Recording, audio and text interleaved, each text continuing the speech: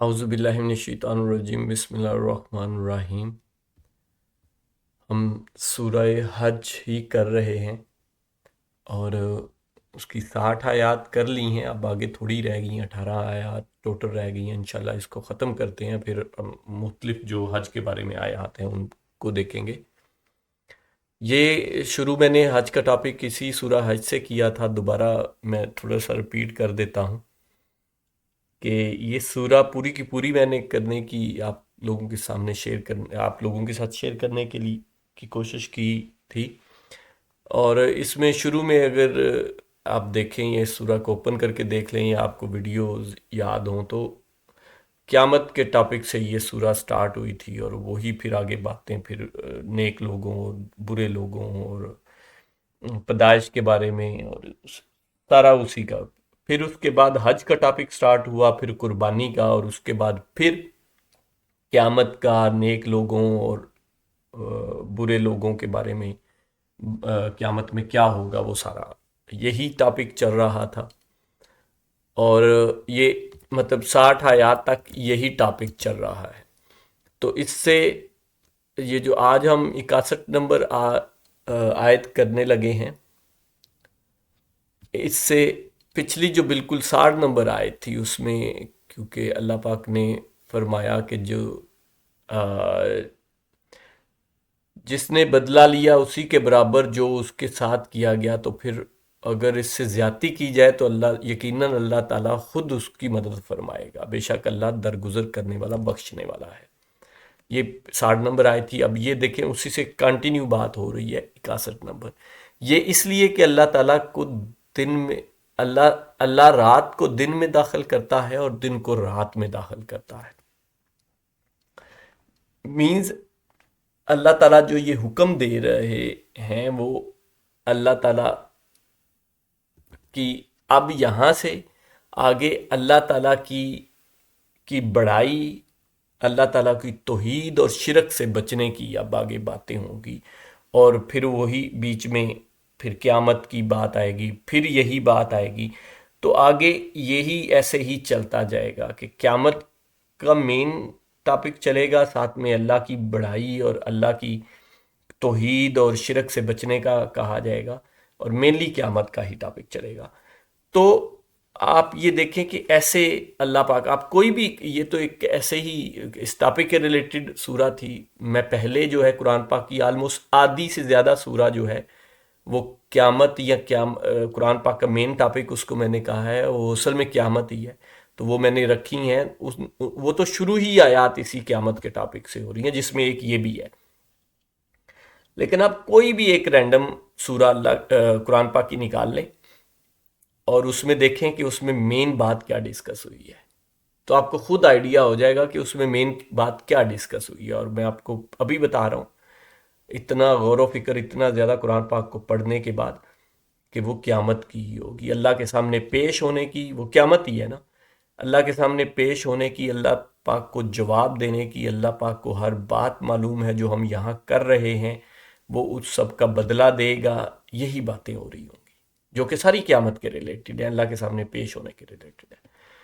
تو ایسے ہی اس میں بھی آپ دیکھ لیں، بیچ میں حج اور قربانی کا ہی ایک چیزیں دو آئی ہیں، باقی تو زیادہ تر آیات اس کی آپ دیکھیں قیامت کے بارے میں اور اللہ تعالیٰ کے بارے میں اور ہے۔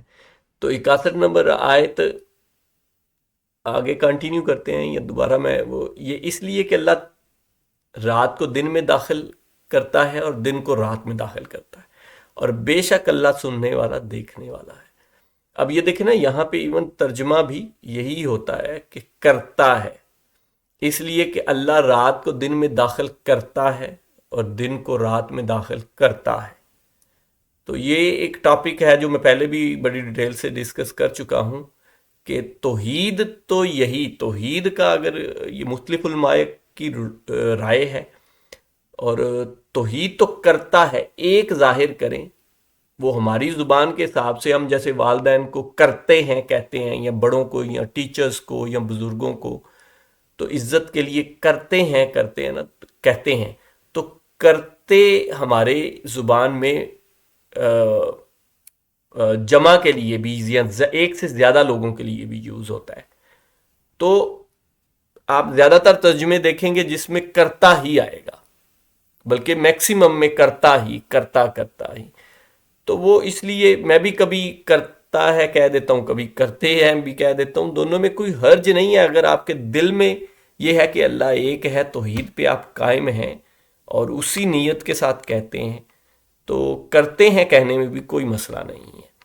لیکن کوئی سننے والا اس سے کوئی ایسا نہ لے کہ کرتے ہیں، مطلب فار ایگزامپل جو کوئی غیر مسلم سنے تو وہ کہے کہ یہ بھی کرتے مینز یا یہ جمع کا جو سیگا ہم یوز کریں تو وہ بس احتیاط ہی ہے، لیکن دونوں سے کوئی مسئلہ نہیں ہے.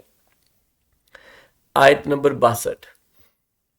یہ سب اللہ تعالیٰ کے یہ سب اس لیے کہ اللہ ہی حق ہے اور اس کے سوا جسے بھی یہ پکارتے ہیں وہ باطل ہے، اور بے شک اللہ ہی بلندی والا کبریائی والا ہے. تو یہ دیکھیں شرک سے منع کر دیا کہ اللہ کے علاوہ کسی کو بھی پکاریں، اور یہ پکارنے کی بات ہے، عبادت کرنے کی بات نہیں ہے. میں بار بار یہ کہتا ہوں کہ یہاں پہ پکارنے کی بات ہے، مدد مانگنا، پکارنا کسی کو، وہ اللہ کے سوا کسی کو نہیں پکار سکتے. یا پھر جو ایک ظاہری طور پہ ہم ایک دوسرے کے پاس ہیں، ساتھ ہے، وہ مدد اس سے مانگ سکتے ہیں کہ بھئی یہ میری ہیلپ کر دو، یہ وہ ایک علیحدہ بات ہے. لیکن اگر کوئی اس طرح پاس نہیں ہے تو وہ ہم اللہ کے علاوہ کسی کو نہیں پکار سکتے، کیونکہ اللہ تو ہر ایک کے پاس ہے، وہ تو ہر جگہ موجود ہے. یہی مین لاجک ہے کہ وہ تو ہر جگہ ہے، ہر ایک کے پاس ہے. آیت نمبر 63. کیا آپ نے نہیں دیکھا کہ اللہ تعالیٰ آسمان سے پانی برساتا ہے پھر زمین سرسبز ہو جاتی ہے؟ بے شک اللہ تعالیٰ مہربان ہے.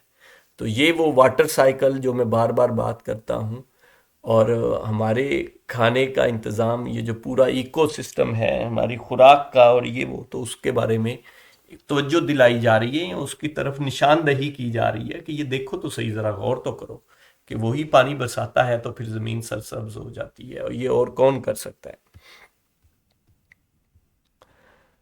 آیت نمبر 64. آسمانوں اور زمین میں جو کچھ ہے اسی کا ہے، اور یقیناً اللہ وہی ہے بے نیاز تعریفوں والا.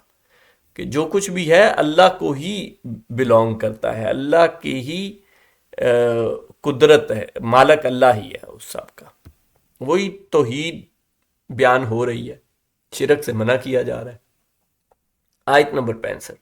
کیا آپ نے نہیں دیکھا کہ اللہ ہی نے زمین کی تمام چیزیں تمہارے لیے مسخر کر دی، اور اس کے فرمان سے پانی میں چلتی ہوئی کشتیاں ہیں. وہی آسمان کو تھامے ہوئے ہے کہ زمین پر اس کی اجازت کے بغیر نہ گر پڑے.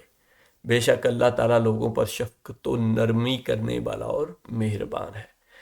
تو یہ وہی اگین اللہ پاک کی قدرت، اس کی ملکیت، اس کو مالک ہونا، اس کا خالق ہونا، وہ بیان کیا جا رہا ہے کہ اس کی طرف، چیزوں کی طرف توجہ دلائیں ارد گرد کی، تو ہمیں یہی پتہ لگے گا کہ اللہ ہی ہے اور وہی ہے اور وہ ایک ہی ہے.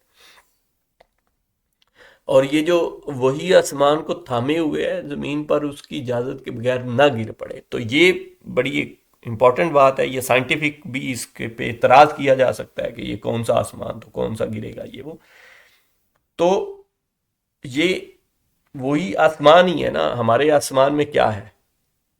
یہ سورج، چاند، ستارے، یہی کچھ ہے نا. تو اللہ پاک تو ان کے لیے قرآن پاک میں فرماتے ہیں کہ قیامت والے دن اللہ پاک ان سب کو اکٹھا کر دے گا، سمیٹ دے گا، اور ان سب کو اکٹھا کر دے گا.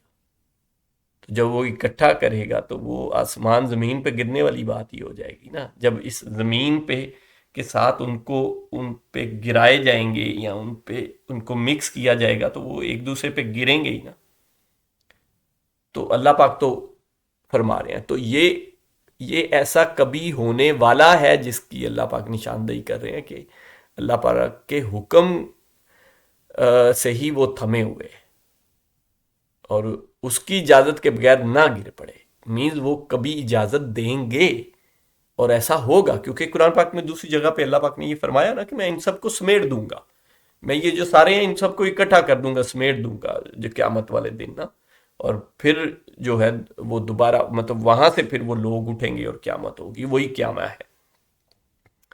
اس سے پہلے تو سا ہے، یہ میں بڑی ڈیٹیل سے قیامت والے ٹاپک میں یہ مختلف، سب سے پہلے ہے سا، وہ گھڑی آئے گی جب ماں بچے کو بھی نہیں سنبھالے گی، تو وہ پہلی گھڑی ہے، وہ جس کو اللہ پاک قرآن پاک میں سا کہتے ہیں، وہ گھڑی ہے جس میں تباہی ہوگی، سب ختم ہو جائے گا، وہ جس میں سبا نیزے پہ سورج، اور وہ اسی لیے کہ وہ سب اکٹھا کر دیا جائے گا، مکس ہو جائے گا۔ اچھا، پھر اس کے بعد ہے قیامہ۔ قیامہ کیا ہے؟ قیام، کھڑے ہونا۔ تو پھر وہ جو سارا کچھ تباہی ہوئی ہے اس میں سے انسان جو حضرت آدم علیہ السلام سے لے کے قیامت والے دن تک جتنے بھی ہیں وہ اس میں سے کھڑے ہوں گے، وہی جس کے بارے میں بار بار اللہ پاک فرما رہے ہیں کہ میں قدرت رکھتا ہوں تمہیں دوبارہ بھی پیدا کرنے والے، تو وہ اسی طرح ان کو دوبارہ پیدا کریں گے، کھڑے ہو جائیں گے۔ ٹھیک ہے، پھر اس کے بعد آئے گا یوم حساب، یا یوم حساب آئے گا، اس کے بعد آئے گا یوم حساب۔ تو اس میں پھر وہ جب اکٹھے ہوں گے، کھڑے، قیامہ ہوگی، اکٹھے ہوں گے، تو پھر حساب ہوگا ان کا، ایک ایک چیز ان کو واضح کی جائے گی کہ تم نے یہ کیا۔ اس کے بعد پھر لاسٹ سٹیج ہے جس کو یوم الدین، جزا کا دن، یوم جزا، یوم الدین۔ الحمد شریف میں شروع میں ہی ہے نا، الحمدللہ رب العالمین الرحمن الرحیم مالک یوم الدین، جو روز جزا کا مالک ہے۔ تو وہ پھر اس کے بعد جزا دی جائے گی یا سزا دی جائے گی۔ جزا مطلب وہ کسی کی جزا جو ہے وہ سزا میں بدل جائے گی، اور کسی کو خوشخبری ہوگی، کسی کے وہ ہوگی، تو وہ پھر وہاں فیصلے ہوں گے، اس حساب کے بعد پھر فیصلے کیے جائیں گے۔ تو یوم الفصل بھی میرے خیال سے کہیں کہا گیا ہے کہ فیصلے والا دن، اور وہ تو وہ یہ مختلف اس کی وہ ہے۔ تو بہرحال آپ ان پہ ضرور 5 آیات ہیں، پڑھیے گا، غور و فکر کریے گا، ویڈیو لمبی ہو رہی ہے۔ یہ قیامت والے ٹاپک میں بڑی ڈیٹیل سے یہ ساری چیزیں بیان کر چکا ہوں، وہ اگر کسی نے دیکھنی ہو تو پوری پلے لسٹ دیکھ سکتا ہے۔ ان پہ غور و فکر کیجئے گا، عربی کے ساتھ اردو ضرور پڑھیے گا، غور و فکر کریں کہ اللہ پاک نے ہمیں کیا فرمایا ہے۔ جزاک اللہ خیر۔